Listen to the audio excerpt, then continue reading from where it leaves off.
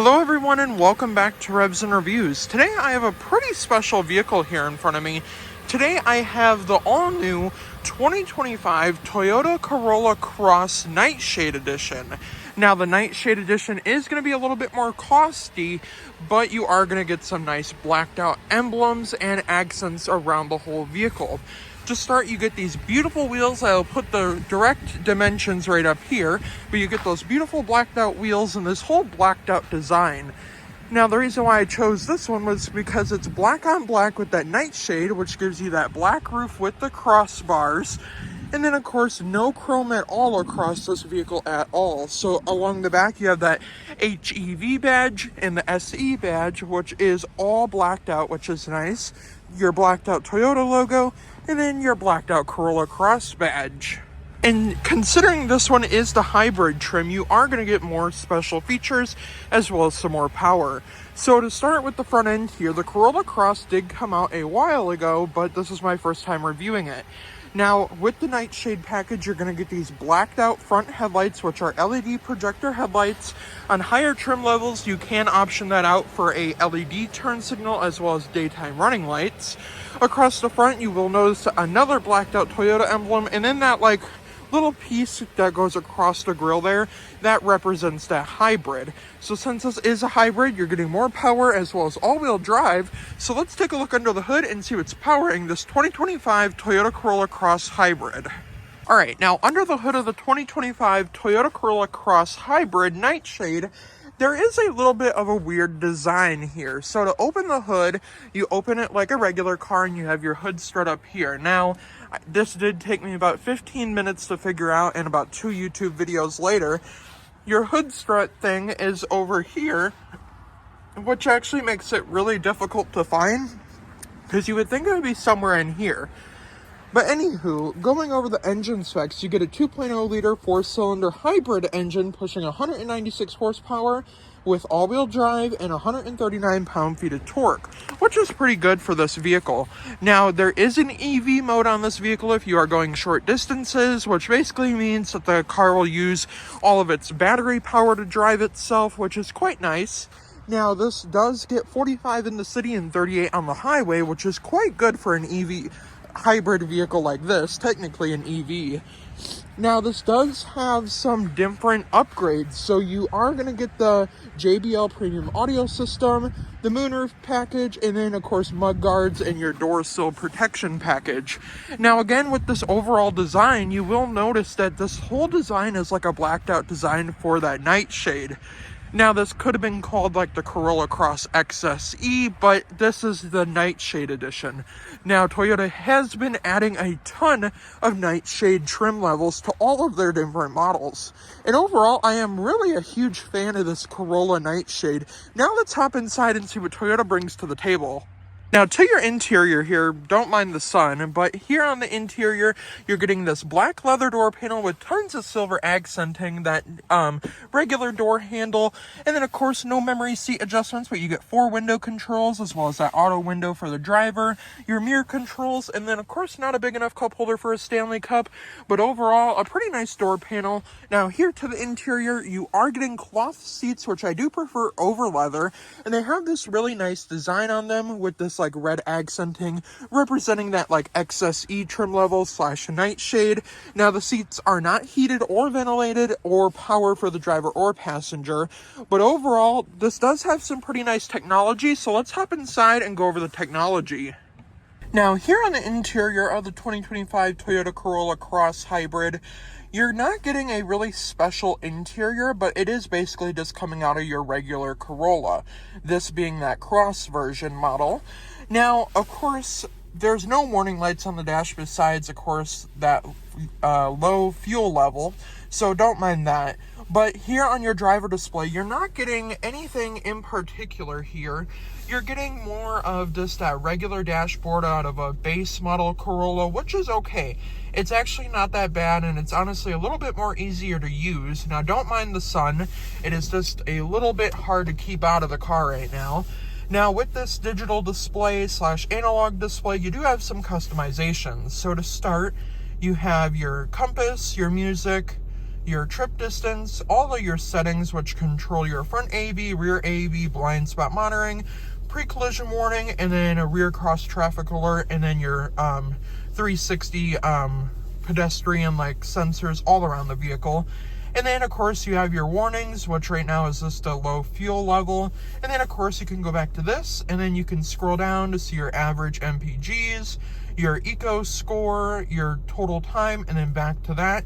Now with the EV score, there is an EV mode which will let you customize the vehicle's performance basically with an EV mode. So for an example, you're going 15 minutes to the grocery store and it's about 10 miles. You can drive on a full electric charge. You don't have to plug the vehicle in, which is quite nice, but it's kind of giving you that EV-like vibe with that electric battery, which is pretty cool. Now, all of your lighting controls are down here with the brightness of the screens and all that. Now, to this screen over here, you're not getting anything special once again, but honestly, it is a quite nice screen. So you're getting a 8-inch screen over here, and then with the upgraded package, you are getting JBL speakers. There are 9 of them in this Corolla Cross, and they sound absolutely amazing. But overall, don't mind the screen flashing, that is just the camera. But you do get navigation that you can pay a subscription for, as well as like a Wi-Fi hotspot. You also have your radio settings. I am just going to make sure the volume is turned down. So you have all your radio settings, so Sirius XM, Apple CarPlay, Android Auto. You have your phone connections, and then of course you do have your vehicle information, such as your trip history, and then your energy flow, and that is the hybrid battery in the car, which I do like. And I believe those wheels are off the Crown Signia, which is nice. And then of course you do have your vehicle alerts, and then of course in the settings you can set up your guest profile, and then of course basically all of your information that you need to know, software updates, all of that. Now, overall, I really do like this whole screen setup. Very nice. Now, down here, you do not get dual climate, but you do get one climate control. And then, of course, you do have different modes for that and stuff. And down here, there are a few buttons missing down here, but that's okay. I'm just trying to get that sun out of here. Now, you do have a couple of different empty buttons down here. There's a USB-C port, and then there's a wireless charging pad down here. Now, obviously, nothing quite special, but you do have your parking brake button down here, and then your auto hold, which I do think is a nice feature on most hybrid vehicles. Now, as per usual, there are different drive modes. So there is a little drive mode selector down here, and as you can see, it is in EV mode right now, and EV mode being that when you're on the brake, or if you're going short distances, it's basically going to count as an electric vehicle. Now, with your different drive modes, you're getting sport, normal, and eco. Now, with sport mode, you will use a little bit more gas, but you will get up to speed a little bit quicker. Now, at eco mode, you're going to save gas, and you can also pair that with your EV mode, which is nice. But I'm going to leave that in EV mode because EV mode does save the gas, and it is low on gas, so we should probably save that gas.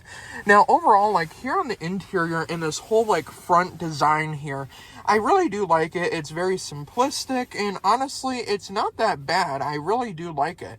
Now, from your steering wheel, you can control all your media. You can control your different gauge cluster modes, your adaptive cruise control, your front AV lane keeping assist, and then, of course, you do have like volume controls.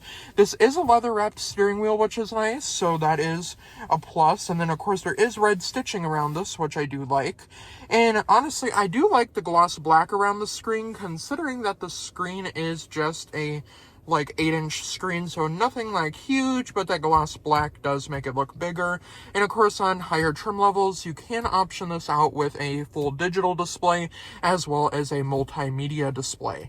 Now, also on this screen, when you set up your navigation subscription, you can also like have it drive you to or navigate you to gas stations like when you're low on fuel or whatnot. So that is quite nice. Now, overall, I want to go over some of the extra options here on the interior. So you do get paddle shifters on the back of the steering wheel, which is nice. Even though this is a hybrid, you're still getting that like sport type of mode, which is pretty nice. Now, of course, you are getting the smart key with this, so you can remote start it from the Toyota app. And then, of course, there is not a remote start button on the Toyota like key fob, but you can press lock twice and then hold it, and then it will remote start. Now, the Nightshade Blackout package doesn't give you leather seats, like I said, but you still are getting pretty comfortable seats. Now, let's hop into the back seats. Since there's no more to go over here on the front end, let's hop into the back seats and see what's shaking in the back seats. To your back seats here, you're not getting keyless entry on the rear doors, but you are getting them on the front doors, which is nice. Now, same type of door panel here, not enough room for a Stanley Cup, but you do get some black leather and plastic, and then of course a little cubby for some change and your window button, and a little water bottle holder right there. Now, to your back seats back here, what I was surprised to see is there's no cup holders in the middle, but of course you are getting that same seat design with the cloth, and then of course those red accenting designs, which is quite nice. Now, I do have to move my seat up here because I had it back just so I could position the camera to keep the sun out.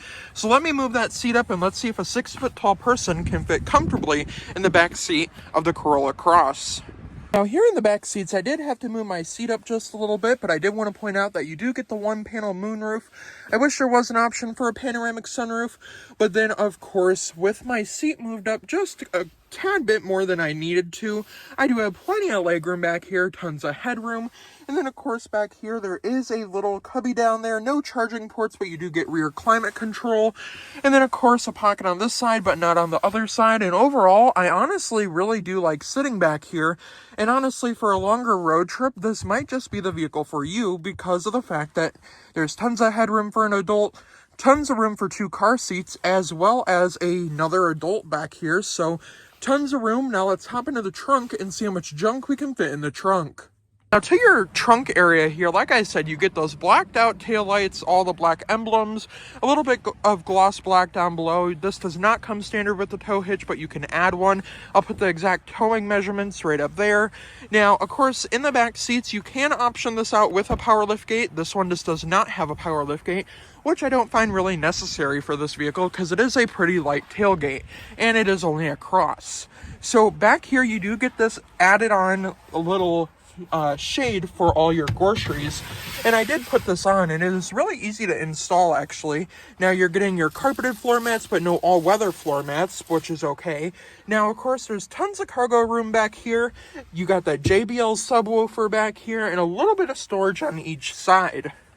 Now, with our seat dimensions back here, these seats do a 60-40 split, which is nice, which gives you about 21.5 cubic feet of space with the seats up and about 61.8 cubic feet of seats with the seats down, which is pretty good, and I honestly do like that amount of cargo room. And overall, this has a lot of space for everything that you need.